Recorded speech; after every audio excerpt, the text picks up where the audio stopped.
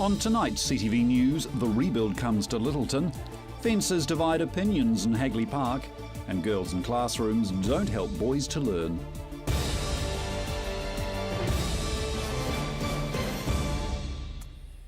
This is CTV News. I'm Grant Mangan. The Time Ball station may once again tower over Littleton. Heritage New Zealand is planning to rebuild it using the original materials. Described as a majestic Scottish castle in Littleton's scenic port, the iconic Time Ball station was one of the few left of its kind.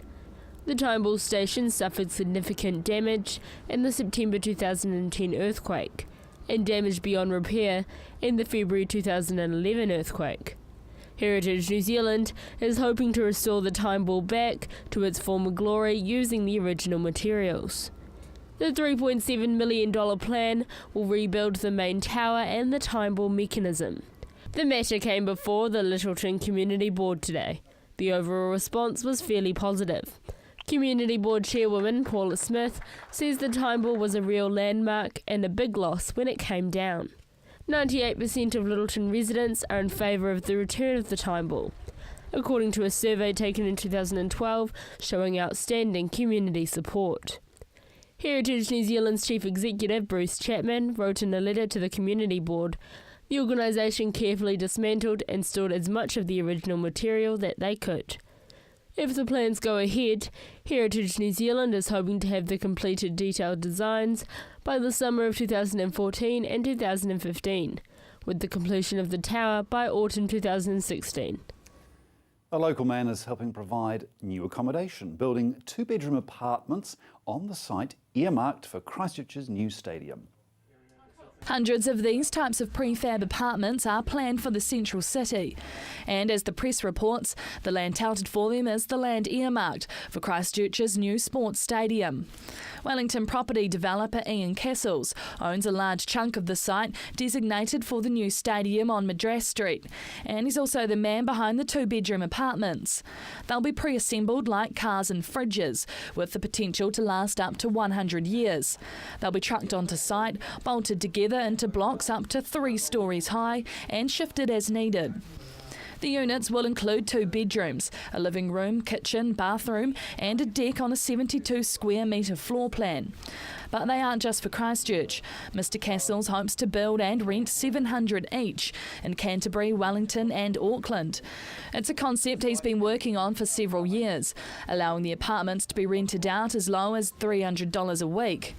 Ian Castles' brother Alistair Castles already has post-quake projects in the city, including the CBD restaurant and the Tannery shopping centre.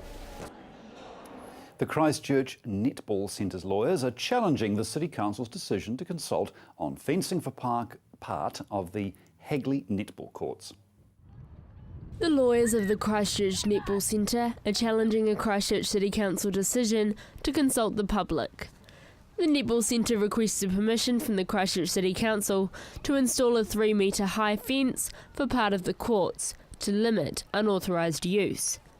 Almost $1 million was spent resurfacing 18 of Hagley's netball courts. The Netball Centre are concerned the investment will be put at risk if vandals and skateboarders tear it up as a makeshift park. A deputation was made by opposition group Hands Off Hagley, a band of protesters wanting to protect Hagley Park from commercialisation. The Christchurch City Councillors chose not to make a decision until public consultation has been done. The Christchurch Netball Centre do not want to be caught in the backlash of Canterbury Cricket's development of the Hagley Oval.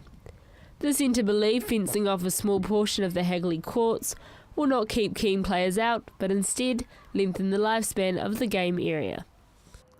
The man who designed the collapsed CTV building could be facing disciplinary action.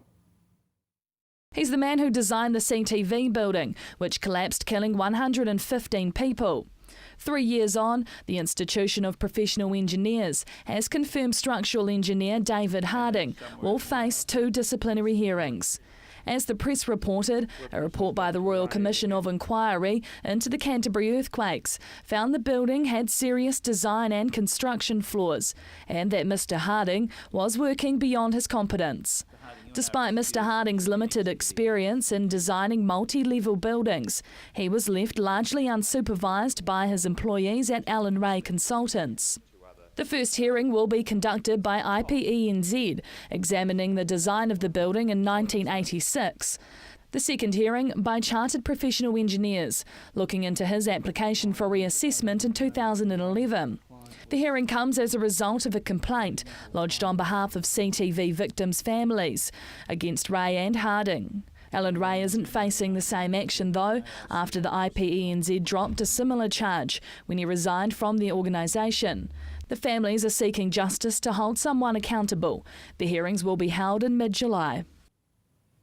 Cantabrians are concerned for the structural integrity of the Littleton Tunnel, but the NZTA says there's nothing to worry about. In fact, they're even investing in the 50-year-old structure. The Littleton Tunnel is falling to pieces. That's the view of a few concerned Cantabrians. To be fair, Christchurch's main route to Littleton is looking rather neglected and celebrated its 50th birthday earlier this year. However, the ceiling tiles are falling off and the volcanic ash mixed with water is running through the concrete walls, staining the white tiles.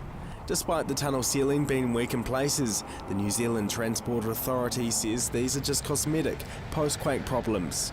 The tunnel is good today as what it was when it was built in terms of its structural performance. Obviously, the aesthetics of the tiles and the adhesion of the tiles, that's another matter, but as I say, that's an aesthetic feature. The tunnel's made from unreinforced concrete sections sitting directly against the dirt walls. More than 1,600 heavy trucks pass through it each day. Maintenance bills add up to more than $1 million per year. But going forward, the NZTA is investing $11 million into new safety technology for the tunnel. We are putting in a fire suppressant system into the tunnel, which is that's our next major piece of expenditure, and that's a proper modern deluge system, which was never built in the days of 50 years ago when that tunnel was built. Sumner and Evans Pass roads are closed to traffic. Boulders rained down after the February 2011 earthquake, and until mitigation is carried out, it's dangerous. That's delaying any major efforts to repair the tunnel, as it can't be closed to traffic for long periods. The earthquake recovery is taking priority really over aesthetics, but eventually when we get back to normal, those things will be fixed up and tidied. The NZTA wants to put worried Cantabrians' minds at ease. There's nothing seriously wrong with the tunnel at all, they say. If there was something wrong structurally, that we thought that there was a safety risk there to the road users, we would be fixing it immediately. The tunnel is cleaned every month. However, until other roads reopen, this tunnel will continue to look rather unloved. Marcus Gibbs, CTV News. A new report shows the Christchurch City Council is issuing more consents, but the Christchurch Star has found builders who are disputing those figures. Crown Manager Doug Martin has been leading the Christchurch City Council's consenting team for almost a year. In that time, he's managed to almost double the amount of consents being processed in the 20-day time frame. That's according to a new report Mr Martin took to the City Council's Regulation and Consents Committee yesterday. Within the report, Mr Martin highlighted how in May 80% of all building consents were granted within 20 days. This compares to 42% in December last year. So far, it's cost the council about $9 million to fix the consenting problems. However, Fowler Holmes told the Star the problem wasn't fixed yet. The managing director believes the consenting problem in Christchurch was the worst it had ever been. He can't see how spending the $9 million has helped the situation, with building consents taking between 6 to 8 weeks to process. The Christchurch City Council plans to reapply for consenting accreditation next month. The Crown Manager's report highlights a peak in building consents forecast for this September. Construction of a manufacturing facility to be built in Wigram will begin soon, following the tender announcement today. Skellerup, the nationwide manufacturer, announced today construction for their brand new facility will begin soon. Skellerup are banding together with Calder Stewart Industries to build a new world-class dairy rubberware development and manufacturing facility. The $30 million investment will be housed on 34 hectares of Wigram's business park. Scalar-up CEO David Mears says the new facility is significant for dairy business and great news for Christchurch. David Mears says it provides improved working conditions for staff and further strengthens the operations of the manufacturing business. The construction company, Carter Stewart, won the contract after a long tender process. Carter Stewart's co-managing director, Alan Stewart, is excited for the project to begin. It's a great project. It's been a while coming together, a reasonably strenuous tender process, but we're very, very happy to have come through in the end. It's great. Alan Stewart says it's fantastic because it represents an existing company re-establishing manufacturing here and retaining the employment. I think it's incredibly important for Christchurch. I mean, obviously they couldn't carry on in their existing buildings because of the damage they've sustained, and you know, to look to re-establish in a less earthquake-prone location with good geotech ground, well-engineered ground, and a new facility will just mean that they're investing for a long-term future in Christchurch. The approximately 200 employees based at the Woolston earthquake damage factory will move to the new facility as soon as the work is completed. Once the contract is signed, construction will begin, aiming for opening in December 2015. Coming up, a new report suggests boys learn better without the distraction of girls.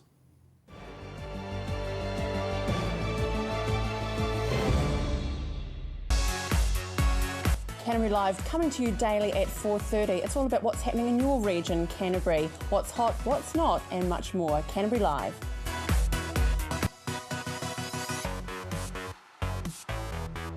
Blackwells has a proud history presenting leading vehicle brands, extensive backup and service for a total one-stop driving experience. Holden, Mazda and HSV new and used vehicle sales, servicing, parts, paint and panel, Isuzu truck sales and service, all together in one convenient location. More selection, more value, more quality and more reasons to make Blackwells your number one choice. Visit Blackwells today, corner Waterloo Racecourse Road, Sockburn, or online at blackwells.co.nz. Welcome to Caltex Redwood. We're a family-owned business proudly supporting our local community. We're open 24/7 for fuel and shop goods, and we have an amazing team of people ready to help you. Save at least 6 cents per litre using AA Smart Fuel cards. We also offer great value on our LPG bottle fills. We have a full workshop and Bridgestone Tyre Centre. Our mechanics and tyre technicians will get your car sorted. Caltex Redwood. We're just down from St Bede's on Main North Road. Caltex Redwood. What drives you? Dowson's massive winter sale. Thousands of prices slashed. Elegant Mary Jane casuals, only $25. These detailed dress heels, great price, $39.95. And warm lined women's boots, price to clear, $59.95. View our shop locations and products at dowsons.co.nz. Yuck, look at all this moss and lichen. I'm not getting up there, not in these heels. Time to call Mossbuster. Mossbuster is a no-bleach, non-abrasive, biodegradable solution that has over 35 years of proven results. You can buy Mossbuster online for less than half the cost of other well-known products and can be yours for less than $1 a litre. You just spray it on and let Mother Nature do the rest, or Mossbuster can do it for you. Check out our website or call the Mossbuster crew for a free quote. Mossbuster, 0800 88 1000. Come dine with Country Catering at the Kaipoi Golf Club Cafe. Enjoy our range of delicious $10 lunches, daily specials and other homemade goodies. Open to the public 7 days inside the Kaipoi Golf Club, north end of William Street, Kaipoi. We look forward to seeing you soon. The Hearst Auto Dismantler's premises has been sold. We apologise for any inconvenience.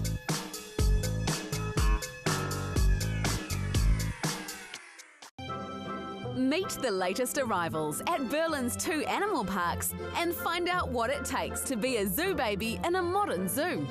Zoo Juniors. Wednesday nights at 8 p.m, right here on CTV.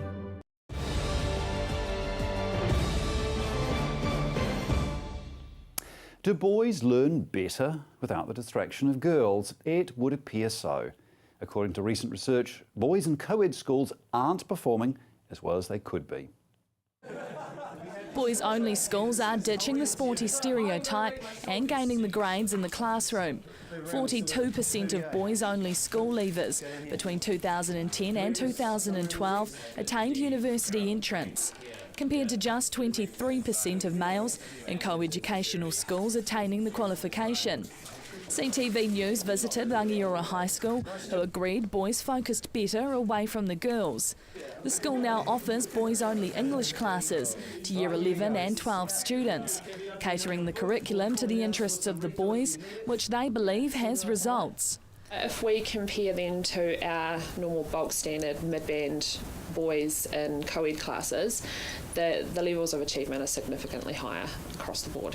A spokesperson from the New Zealand Council for Educational Research believed boys' schools were shifting away from being stereotypically sport-focused, and Māori and Pacific Islander students were more likely to leave with qualifications from a boys-only school. The research also found in boys-only schools, more than 60% of teachers coach sport, compared with around 30% across other schools, creating a greater connection with students. But one local principal of a co-ed school argued good teaching, regardless of whether in boys or co-ed schools, should be the most important thing.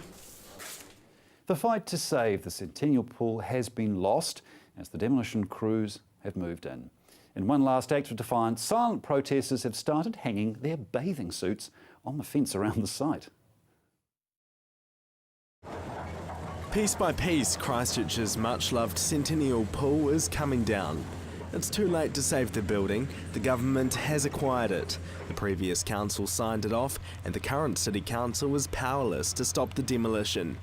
But that hasn't stopped Justine Ottey from joining the fight to hang on to what's left. So, tying togs on a fence seems a bit odd, but it's perhaps a way of celebrating the swimming that has happened here. It's a sad time for Christchurch, again, when arguably this is a savable public facility. Close to 24 togs, speedos and bikinis line the fence. They first started arriving yesterday. Passers-by are strapping their bathers to the fence in one last act of defiance. You know, this is a travesty. This is something that people in Christchurch will remember for longer than it takes to pull this building down. This protest is reminiscent of when Simone Pearson presented a deputation to the City Council about the pool wearing just a bikini for effect. After countless swims here, Justine's emotionally attached to the building. She can't handle the thought of the demolition. The original pool that was built was targeted for demolition. It's like having your teeth pulled out. The demolition will make way for the Margaret Mayhew family playground. Christchurch Central Development Unit Director Warwick Isaacs says the demolition is a significant step for the playground and will allow the construction work to begin later this year. However, Justine Ottey isn't so happy for the work to go ahead. I don't see how this is related to recovery of Christchurch. We have very few community swimming facilities, and they're pulling down another one that was easily repairable for $1.8 million over the insurance money. The Centennial Pool sits inside Christchurch City Councillor Paul Lonsdale's ward. He understands the emotional attachment to the building. He says if the new council had tried to fight the decision, the Crown could have compulsorily acquired the land, paying less than the initial deal. It does sort of deplete the availability of pools on that southern eastern side of the city. However, we have got the CCDU are replacing it with a Metro Sports facility, albeit a wee bit further away. He's all for the silent protest of togs. However, he won't be attaching his own togs to the fence anytime soon. Despite this, Justine hopes the wall of togs will continue to grow. Marcus Gibbs, CTV News. Still to come, awards have been given to Cancer Society volunteers.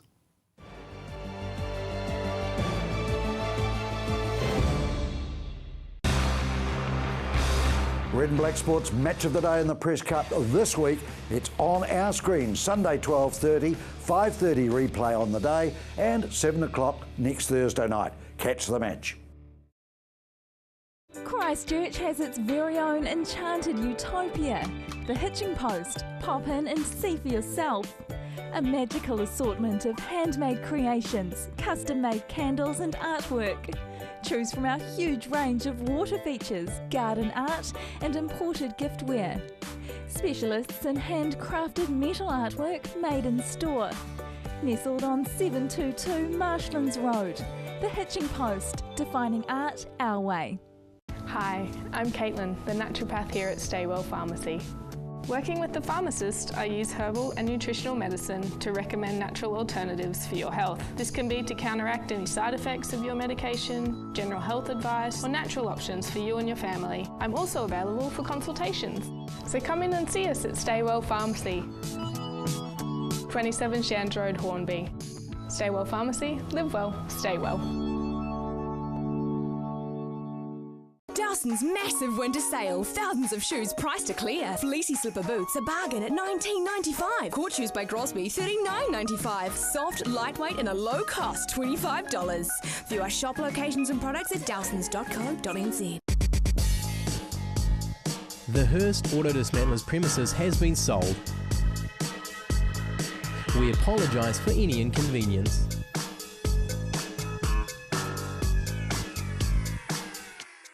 Have you seen something you like?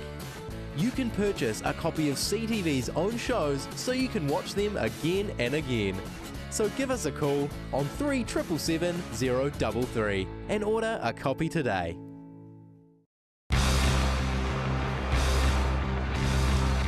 Flash news set, isn't it? Red and Black Sport gets a new title as well, but we'll still be talking every week to the movers and shakers in sport. Red and Black Sport, Monday night, 7:30 here on CTV.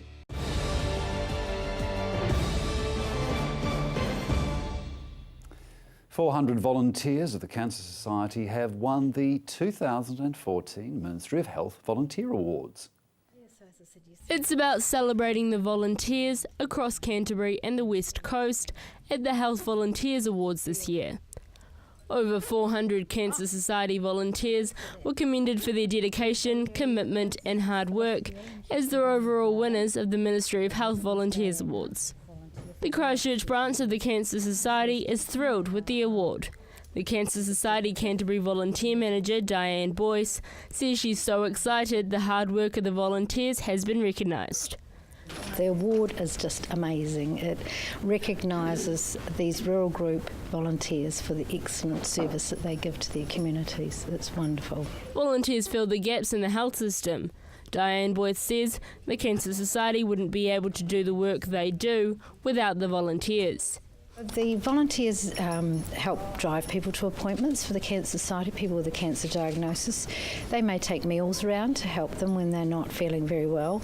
They may help with a little bit of childcare or, support sitting, just having a chat sometimes, just a cup of tea or coffee. It's the first time an overall award has been chosen at the Health Awards. The 400 volunteers are from 19 of the different rural support groups, from Kaikoura to Hokitika. We're so excited about volunteers being recognised in this way. I mean, it's, there's people here that are in paid roles, but the volunteers just go that extra bit, and their gift of time is just immeasurable. The Cancer Society is funded purely off the yearly Daffodil Day, the Relay for Life event and donations. Diane Boyce says the volunteers are an integral part of helping the cancer-affected community. A good majority of the volunteers are retirees. Diane Boyce says giving of time to help another is so valuable. But we really value that gift of time that they give, because also when you're retired, you're also very busy. You're looking after grandchildren, you're playing golf, you're doing all sorts of bits and pieces. So fitting in volunteering is tough. But we have people that like to be busy all the time and fit in that in their week. National Volunteer Week runs this week, celebrating all the good work done in New Zealand communities. Encouraging more to get involved and make a difference, Diane Boyce says not only is volunteering rewarding, it changes lives. Knowing that you've made a difference in somebody's life is probably the most special thing that you can, feel. Anyone affected by cancer or simply looking for more information is asked to call the Cancer Society on 0800 Cancer. Joelle Batista, CTV News. If you're driving around the Christchurch Central City, CTV's traffic update will assist you navigating the repairs taking place.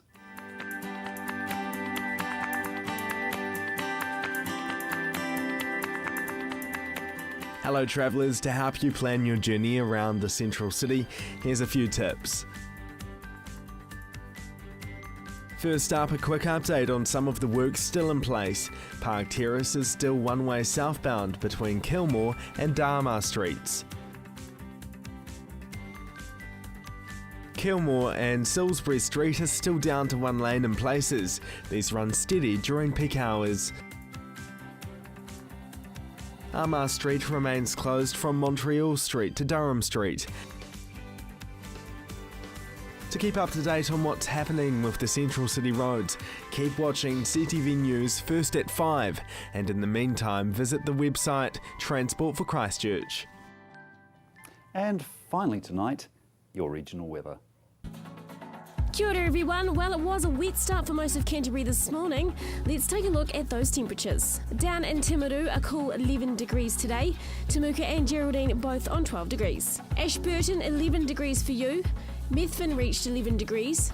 Rukaya also on 11 degrees today. Darfield had 11 degrees out there. Leeston and Rolleston had 11 degrees. Lincoln also had a high of 11 degrees today. Christchurch, there was some sun about this afternoon with 10 degrees as your high, and in Akaroa 11 degrees was your high today. And out north of the Waimakariri River, Kaipoi, Rangiora and Amberley also all on 10 degrees for Wednesday. Taking a look inland, Culverden and Hamner Springs, you were both on 10 degrees today and 10 degrees for Cheviot. And up along the east coast, Kaikoura was on 10 degrees. Timaru, showers at first with cold southwesterly winds but becoming fine during the afternoon with southwesterlies decreasing. Tonight's low 5 degrees and tomorrow's high 9 degrees.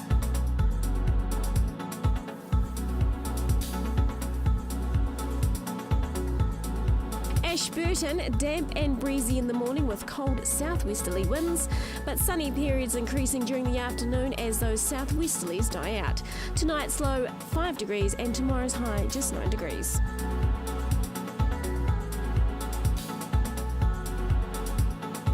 And in the Garden City, showers and gusty cold southwesterly winds to start your Thursday, but sunny periods increasing during the afternoon and showers clearing with winds easing slowly. Tonight's low 5 degrees and tomorrow's high 9 degrees.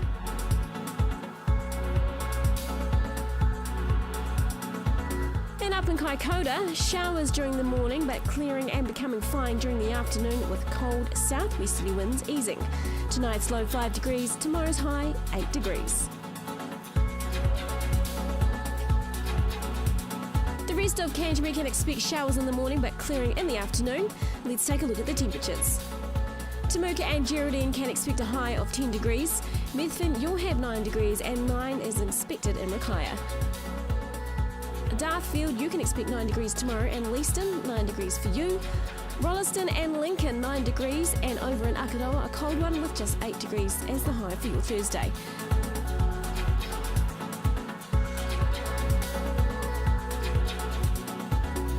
North Canterbury, it doesn't really get much better for Kaipoi and Rangiora and of course Amberley, all on just 9 degrees. Rain at first in Culverden, Hamner Springs and Cheviot, but clearing in the afternoon. Low temperatures for you too tomorrow with that high just sitting at 9 degrees. Looking ahead for Canterbury, mostly fine on Friday with sunny periods and scattered cloud and moderate cool westerly winds. High cloud on Saturday morning with mild northwesterlies freshening, then a cold southwesterly change during the afternoon may bring a few brief showers. Mostly fine and sunny on Sunday with light northeasterly winds. Northeasterlies freshening on Monday with high cloud increasing later in the day. And fresh gusty northeasterly winds on Tuesday with mostly cloudy skies. Well, that's your weather update for Wednesday. Make sure you wrap up warm tomorrow with those low temperatures expected for tomorrow. Enjoy the rest of your evening. Well, apologies for that fairly dismal forecast for tomorrow. I have to say today was much better than we had initially forecast. Bit of rain this morning as expected, but then I went for a walk after lunch and it was glorious. Anyway, it does look as though the weather's going to improve come the weekend. All right, that's CTV News for Wednesday. I'm Grant Mangan. Good night.